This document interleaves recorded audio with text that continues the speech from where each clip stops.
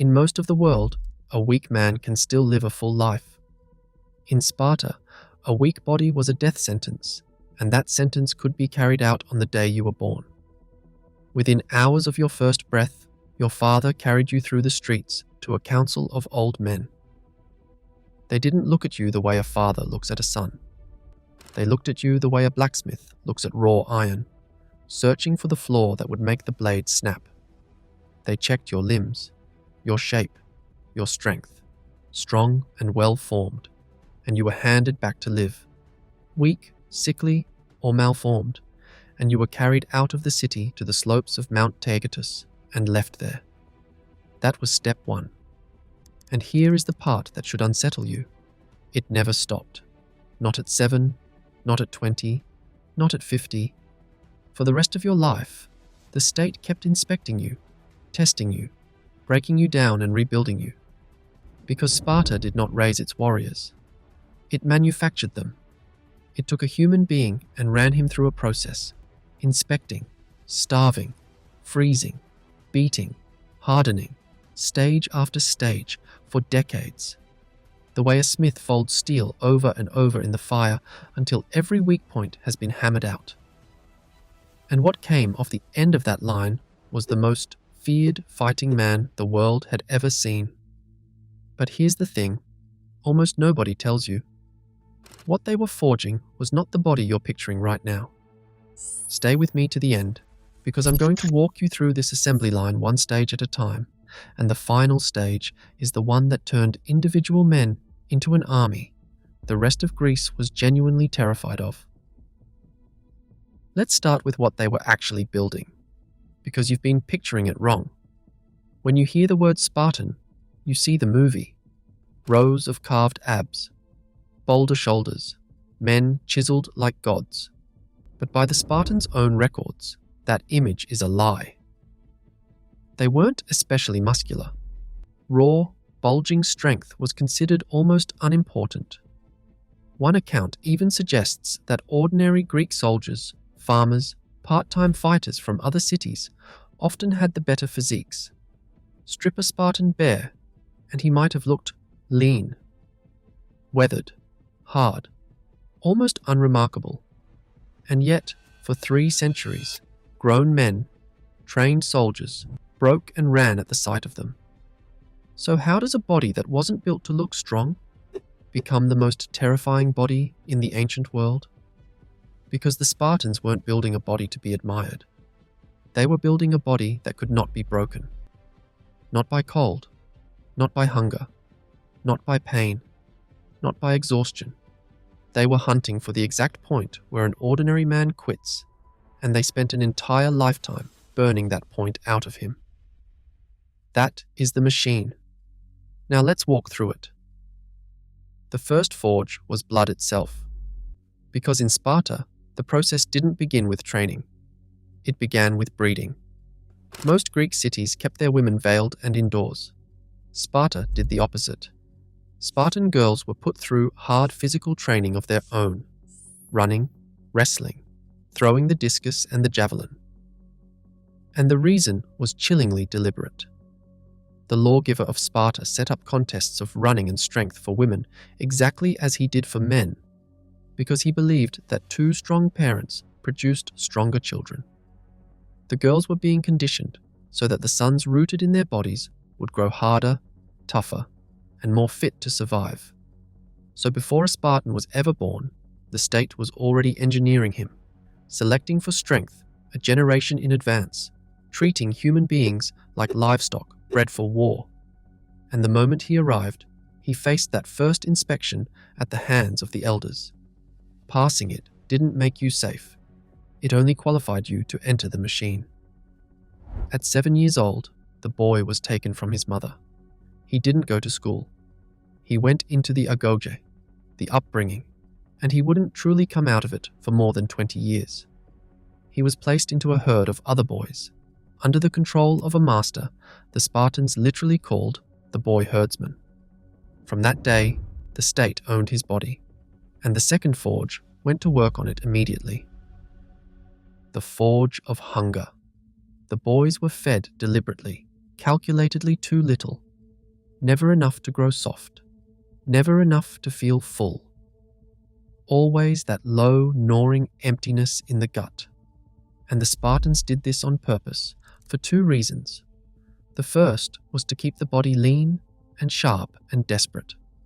The second was more cunning. A starving boy will find a way to eat. The boys were expected to steal food to survive. But here is the detail that tells you everything about the Spartan mind. Stealing wasn't the crime. Getting caught was. A boy who stole cleanly and was never seen had shown exactly the cunning and nerve a soldier needs behind enemy lines. A boy who got caught was beaten, not for taking the food, but for being clumsy enough to be spotted taking it.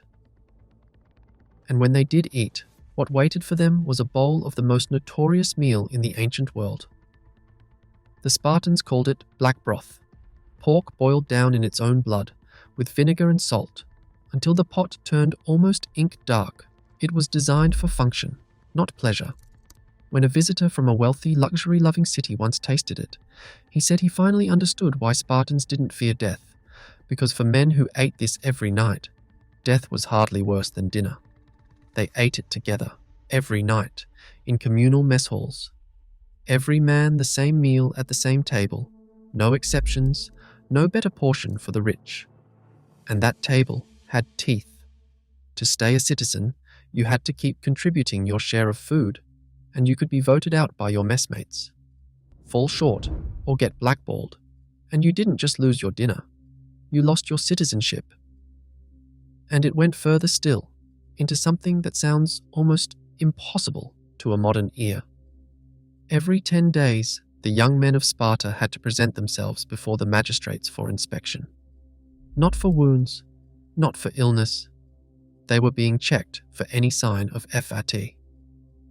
A softness to the body, a layer of flesh that suggested a man had been eating too well and training too little, was a source of public shame and could get him punished. In Sparta, letting your body go wasn't a private failing. It was very nearly a crime against the state. Think about what that does to a man over years. Permanent hunger, permanent scrutiny, a body kept deliberately on the edge, inspected like equipment, punished for softening. The forge of hunger didn't just keep them lean, it severed the link between comfort and food entirely. Eating was fuel, fullness was weakness, and a man who has made peace with hunger has had one of his deepest weaknesses quietly burned away. Which brings us to the third forge. Cold. From the age of 12, a Spartan boy was given one cloak, not one for summer and one for winter, one cloak for the entire year. No tunic underneath. In the heat, in the frost, in the wind coming down off the mountains, the same single garment.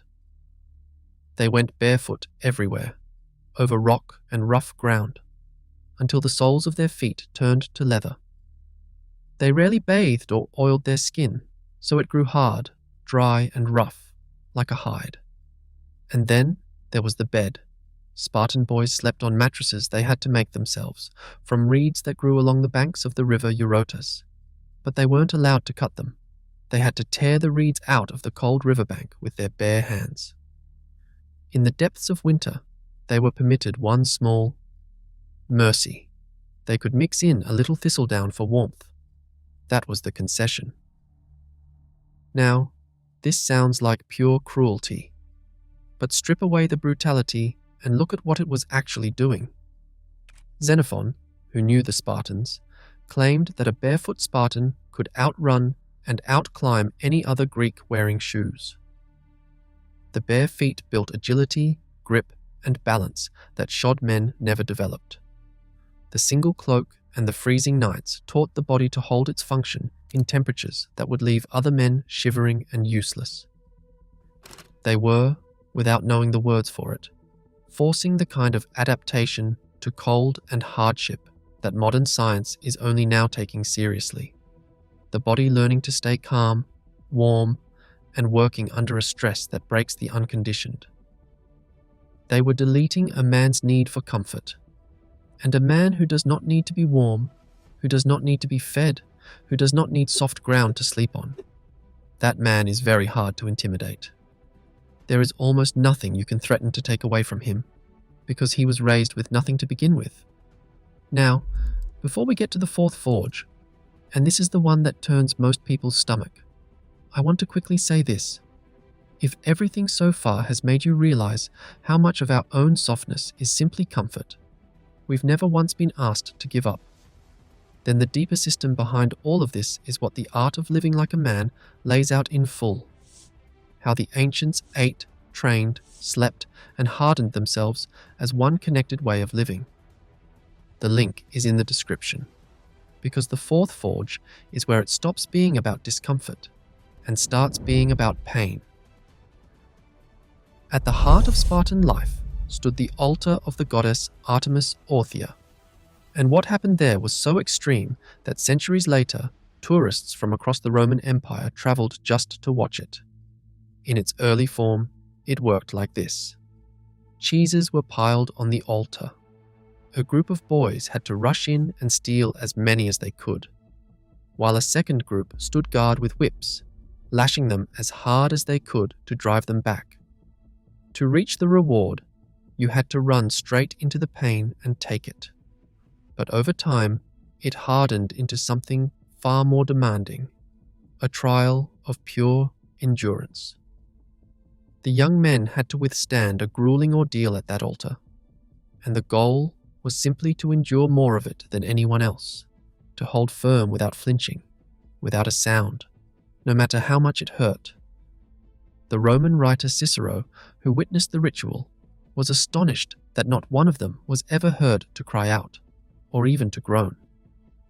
Those who withstood the most were honored as champions, celebrated for a mastery over pain that the rest of the Greek world found almost unbelievable. There's a story the Spartans told to capture this whole idea.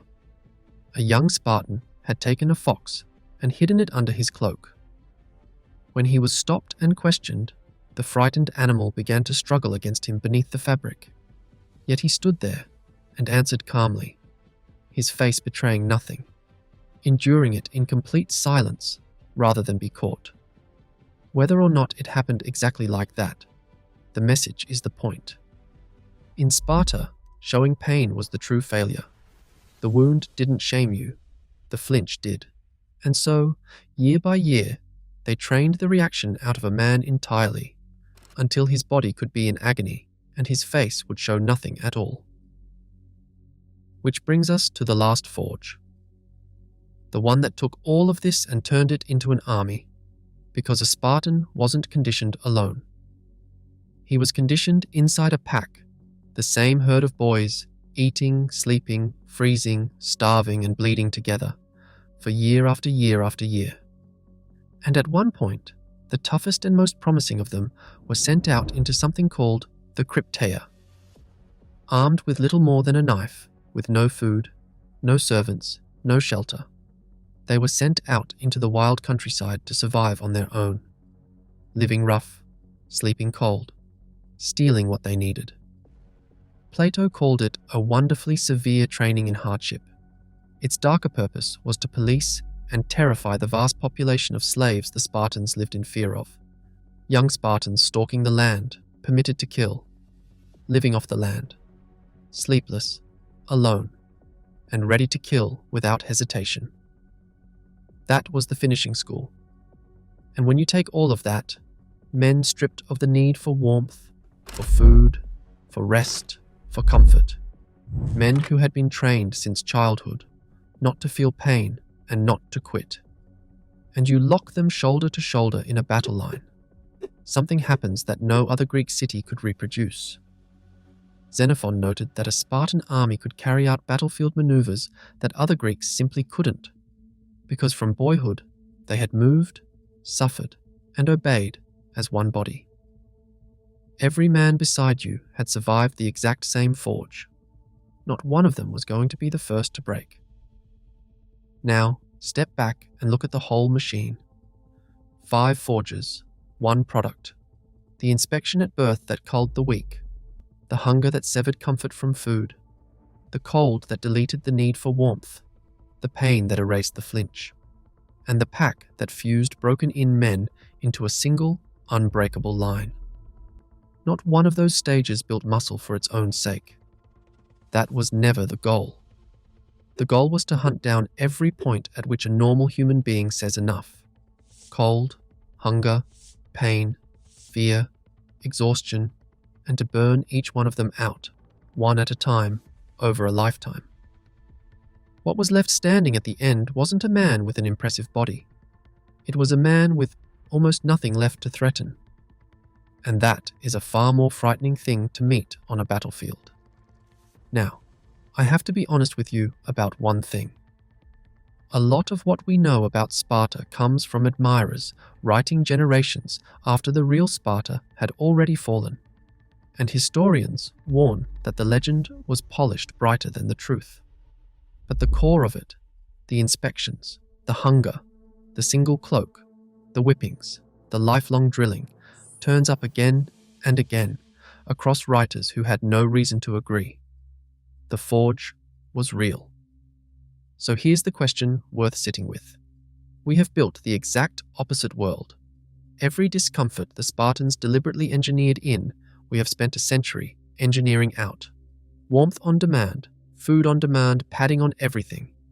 And with all of it gone, we've quietly lost the thing their brutal machine was built to create, the knowledge that you can be cold, hungry, tired and in pain, and keep going anyway. You don't need an altar or a mountain to find that again. You just need to stop fleeing every discomfort the moment it arrives. The cold shower you avoid, the meal you don't actually need, the hard thing you talk yourself out of. Every one of those is a small forge of your own. The Spartans proved something we've been trying to forget. The body isn't made strong by comfort. It's made strong by everything comfort protects you from. The ancient way exists to recover what was lost. If this changed how you think about the next hard thing you're tempted to walk away from, you already know what to do.